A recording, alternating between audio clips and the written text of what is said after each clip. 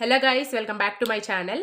ఒక న్యూస్ విన్నానండి, చాలా షై అనిపించింది. విషయంలోకి వెళ్తే ఆర్సీబీ ట్రోఫీ గెలిచింది. చాలా హ్యాపీగా ఉన్నారు ఆర్సీబీ ఫ్యాన్స్ అందరూ. సో యంగ్స్టర్స్ అందరూ స్టేడియానికి విక్టరీ పరేడ్ సెలబ్రేట్ చేసుకోవడానికి అని వెళ్ళారు. ఆ తొక్కిసలాట్లో ఆల్మోస్ట్ 11 మెంబర్స్ చనిపోయారండి. 50 మెంబర్స్కి పైనే ఇంజురీ అయితే జరిగిందంట. మొన్న జరిగిన పుష్ప 2 సినిమాలో ఒకరు చనిపోయారని చెప్పి అల్లు అర్జున్ గారిని అరెస్ట్ చేశారు. కుంభమేళ తొక్కిసలాట్లో కూడా యూపీ పోలీసులది మాది రెస్పాన్సిబిలిటీ అని చెప్పి యూపీ గవర్నమెంట్ చెప్పిందనమాట. మరి ఇప్పుడు ఈ 11 మంది చనిపోయారు కదా, గవర్నమెంట్ 10 lakhs ఇస్తానని చెప్పారు. బట్ ఎవరు రెస్పాన్సిబిలిటీ వాళ్ళకి? Even MI, KKR and CSK కూడా ట్రోఫీస్ గెలిచినప్పుడు వాళ్ళ పెరేడ్కి మినిమం 2-3 days టైం తీసుకున్నారు.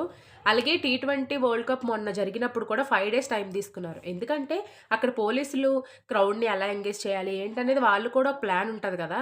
కానీ ఆర్సీబీ గెలిచిన వెంటనే నెక్స్ట్ డేనే పెరేడ్ పెట్టడం వల్ల ఈ ప్రాణాలు ఇంతమంది ప్రాణాలు అయితే కోల్పోయారు. ఇందులో ఆశ్చర్యం కలిగించిన విషయం ఏంటంటే ఇంతమంది చనిపోయిన తర్వాత కూడా ఎక్కడ సెలబ్రేషన్స్ అయితే ఆగలేదు. బాగానే సెలబ్రేట్ చేసుకున్నారు.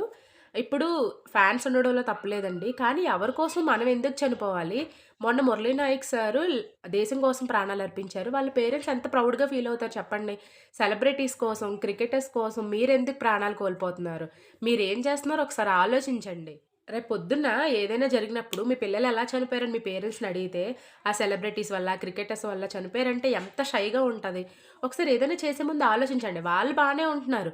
మీరు మాత్రం ఫ్యాన్స్ వార్స్ అవి ఇవి అని చెప్పి మీరు ప్రాణాలు ఎందుకు కోల్పోవాలి? మనం ఎందుకు కోల్పోవాలి?